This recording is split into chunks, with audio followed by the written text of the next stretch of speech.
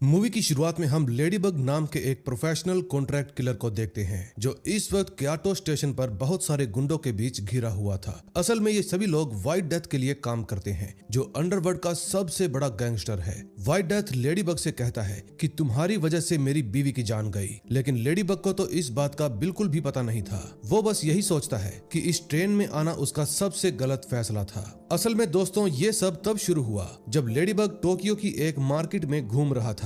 तभी उसके पास उसकी हैंडलर मारिया का फोन आता है और वो बताती है कि मेरे पास तुम्हारे लिए एक अर्जेंट मिशन है। तुम्हें एक सिल्वर कलर के ब्रीफकेस को चुराना होगा जिसके हैंडल पर ट्रेन का स्टिकर लगा हुआ है, और ये ब्रीफकेस तुम्हें टोक्यो स्टेशन पर आने वाली एक बुलेट ट्रेन के अंदर मिलेगा। फिर उसको चुराकर तुम चुपचाप अगले स्टेशन पर ट्रेन से उतर जाना। फिर सारी जानकारी देने के बाद मारिया उसको ये भी बताती है कि इस मिशन को पूरा करने का काम पहले एजेंट कार्वर को मिला था, लेकिन उसकी तबीयत खराब हो गई थी जिसकी वजह से वो मिशन पर नहीं आ पाया। अब ये सारी बातें सुनकर लेडीबग को बहुत बुरा लगता है क्योंकि उसको एक रिप्लेसमेंट के तौर पर यह मिशन दिया गया था, लेकिन फिर भी वो बिना वक्त गवाए स्टेशन पर पहुंच जाता है और वहां पर मौजूद एक लॉकर में मारिया ने उसके लिए कुछ जरूरी सामान का बंदोबस्त भी पहले से ही कर दिया था। फिर उन सभी चीजों को लेकर लेडीबग जल्दी से बुलेट ट्रेन में घुस जाता है। अंदर आते ही उसकी मुलाकात टीटी से होती है और वो उससे टिकट मांगता है। फिर जब लेडीबग अपनी पॉकेट चेक करता है तो समझ जाता है कि जल्दबाजी में उसकी टिकट स्टेशन पर ही कहीं गिर गई,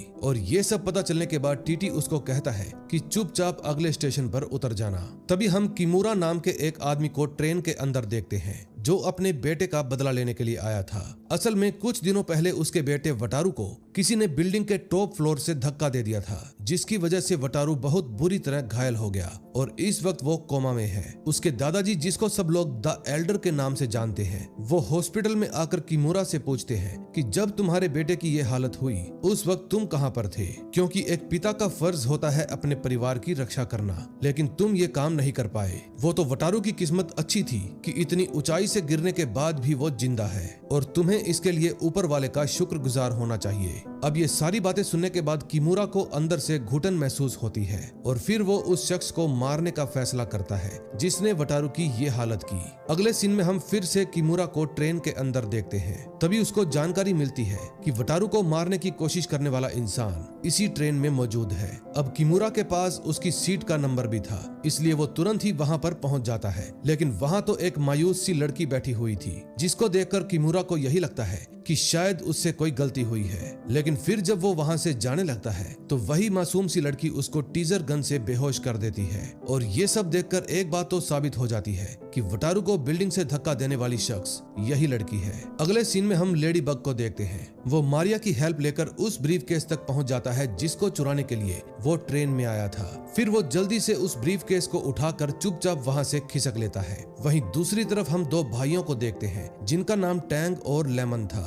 ये दोनों भी प्रोफेशनल कॉन्ट्रैक्ट किलर हैं जिनको व्हाइट डेथ ने अपने काम के लिए हायर किया था। असल में व्हाइट डेथ की राइवल गैंग के लोगों ने उसके बेटे को किडनैप करके उससे फिरौती मांगी। फिर पूरे मामले को शांति से सुलझाने के लिए व्हाइट डेथ ने फिरौती की रकम देना सही समझा, लेकिन बावजूद इसके राइवल गैंग वालों ने उसके बेटे को आजाद नहीं किया, और इसीलिए इस झमेले से छुटकारा पाने के लिए व्हाइट डेथ ने लेमन और टैंग को भेजा है ताकि वो उनकी फिरौती की रकम के साथ साथ उसके बेटे को भी सही सलामत वापस ला सके। फिर लेमन और टैंग एक साथ मिलकर राइवल गैंग के सभी लोगों को बड़ी ही आसानी से धूल चटा देते हैं और फिर व्हाइट डेथ के बेटे इवान को लेकर ट्रेन में आ जाते हैं। लेकिन तभी हमें पता चलता है कि जो ब्रीफकेस लेडी बग लेकर भागा था वो किसी और की नहीं बल्कि व्हाइट डेथ की थी जिसके अंदर फिरौती वाले पैसे रखे हुए थे, लेकिन उसको इस बारे में कुछ भी पता नहीं था क्योंकि वो सिर्फ अपना मिशन पूरा कर रहा था। अगले सीन में हम टैंग को लेमन से बात करते हुए देखते हैं और वो उसे बताता है कि व्हाइट डेथ बहुत ही खतरनाक आदमी है।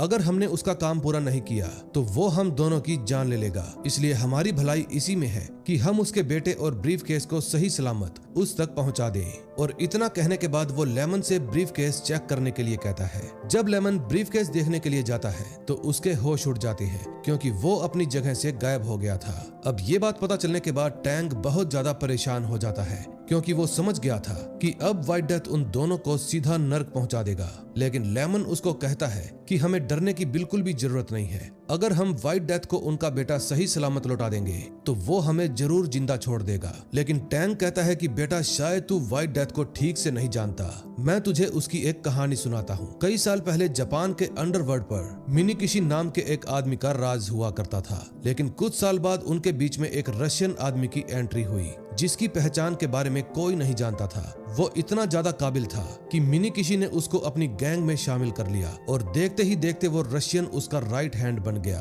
फिर मिनीकिशी के बाकी साथियों ने उसको समझाया कि तुम्हें रशियन पर भरोसा नहीं करना चाहिए, लेकिन उसने किसी की भी बात नहीं मानी। फिर आगे चलकर उस रशियन आदमी ने खुद की गैंग बना ली और मिनीकिशी के पूरे एम्पायर पर कब्जा कर लिया। इस हादसे के बाद सभी लोग उस रशियन को व्हाइट डेथ के नाम से बुलाने लगे। अब तू समझ गया होगा कि हमने किस आदमी के काम में गड़बड़ी करी है। अगर हम व्हाइट डेथ को उसका पैसा नहीं लौटाएंगे तो बेटा इससे अगली ट्रेन में हम सीधा नर्क जाएंगे।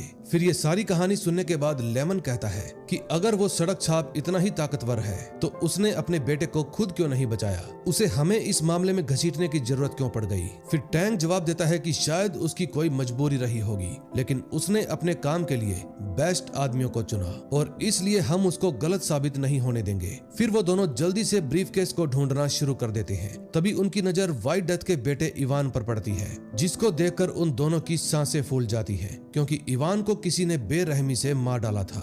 अगले सीन में हम किमुरा को देखते हैं, जिसको अब होश आ गया था। फिर आंख खुलते ही वो उस लड़की से पूछता है कि आखिर तुम मुझसे चाहती क्या हो। फिर वो जवाब देती है कि सब लोग मुझे प्रिंस कहकर बुलाते हैं और मैं जानती हूँ कि तुम अंडरवर्ल्ड के सबसे खतरनाक आदमी व्हाइट डेथ के लिए काम करते हो। मैंने कुछ दिनों पहले ही उसके एक खास आदमी को तुम्हारे साथ डील करते हुए देखा था।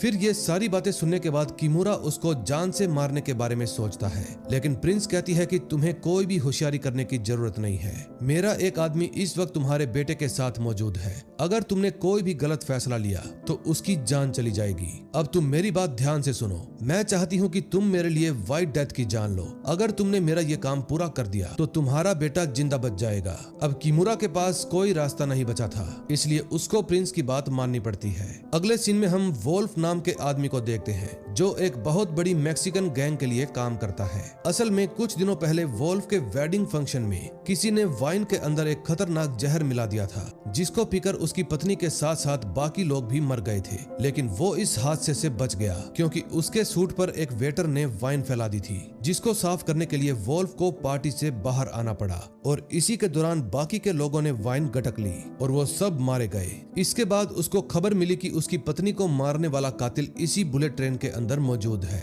और ये सब पता चलने के बाद वोल्फ अपना बदला लेने के लिए तुरंत यहाँ पर पहुँच गया। लेकिन लेडी बग की तो किस्मत ही खराब थी क्योंकि उसका सामना वोल्फ से हो गया। अब देखते ही देखते दोनों के बीच में खतरनाक लड़ाई शुरू हो जाती है और वोल्फ लेडी बग को मारने की पूरी कोशिश करता है। वहीं दूसरी तरफ लेडी बग समझ नहीं पा रहा था कि आखिर वो आदमी उसे मारना क्यों चाहता है।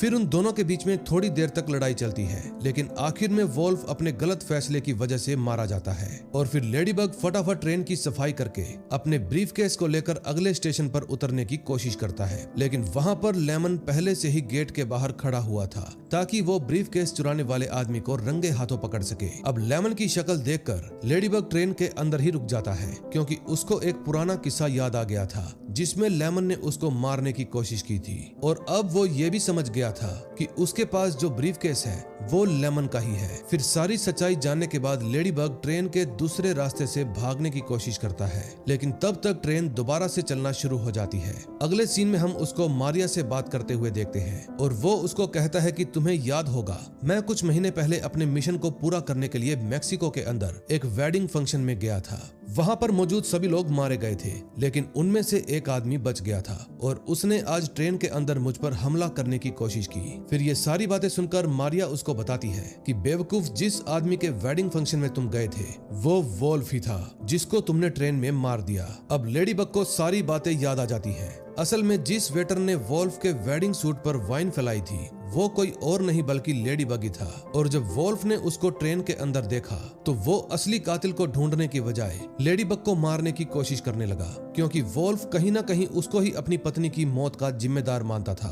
फिर लेडी बग मारिया को बताता है कि मेरे पास मौजूद ब्रीफकेस लेमन और टैंक का है और वो दोनों भी इस वक्त ट्रेन के अंदर ही मौजूद हैं और अपने ब्रीफकेस को ढूंढ रहे हैं। फिर मारिया को ये सब जानकारी देने के बाद लेडी बग सीधा लेमन के पास जाता है और कहता है, सुन बे काले सांड, जो ब्रीफकेस तू ढूंढ रहा है वो मेरे पास है और मैं उसको वापस लौटा दूंगा, लेकिन इसके बदले तू मुझे बिना कोई हंगामा किए इस ट्रेन से जाने देगा। लेकिन वो जवाब देता है कि मैं हंसते हंसते तेरा ऑफर मान लेता, पर तूने मेरे क्लाइंट की जान ले ली। असल में लेमन को लग रहा था कि लेडी बग ने ही व्हाइट डेथ के बेटे को मारा है, लेकिन ये सिर्फ उसकी गलतफहमी थी। अब लेडी बग उसको समझाने की बहुत कोशिश करता है, लेकिन वो उसकी एक भी नहीं सुनता। तभी कुछ देर बाद उन दोनों के बीच में हाथापाई शुरू हो जाती है और फिर आखिर में लेडी बग एक लैपटॉप के जरिए लेमन को बेहोश कर देता है, जिसके बाद वो उसके सामने रखी पानी की बोतल में नशे की दवाई मिलाकर वहां से भाग जाता है। अगले सीन में हम उसको फिर से मारिया के साथ फोन पर बात करते हुए देखते हैं और वो कहता है कि इस ट्रेन में कोई तो मास्टरमाइंड है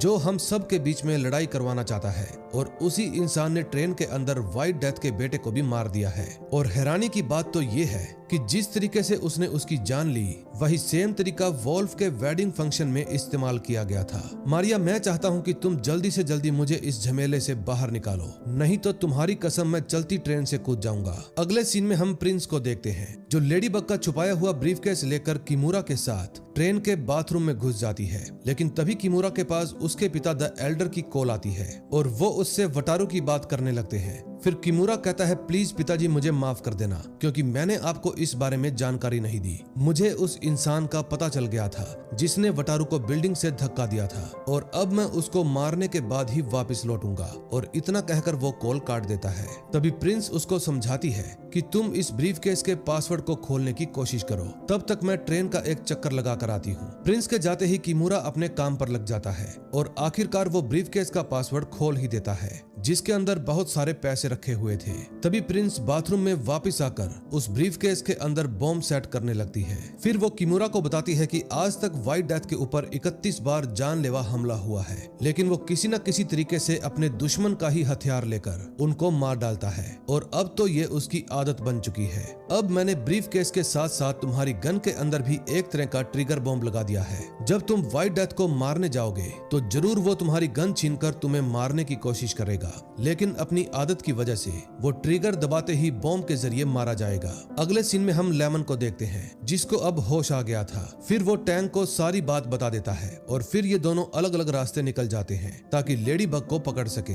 कुछ देर बाद टैंक लेडी बग को ढूंढ लेता है और फिर उन दोनों के बीच में लड़ाई शुरू हो जाती है, लेकिन तभी टैंक के पास किसी की कॉल आती है और लेडी बग कहता है, भाई पहले तू फोन उठा ले, हो सकता है कि उसको कोई जरूरी काम हो। अब ये बात सुनकर टैंक कॉल उठा लेता है। फोन पर व्हाइट डेथ का आदमी बात कर रहा था और वो कहता है कि तुम ब्रीफकेस और इवान को साथ लेकर अगले स्टेशन पर उतर जाना और ये व्हाइट डेथ का ऑर्डर है। फिर ये सारी बातें सुनकर टैंक समझ जाता है कि अब उन सब का बचना बहुत ही मुश्किल है, क्योंकि अगर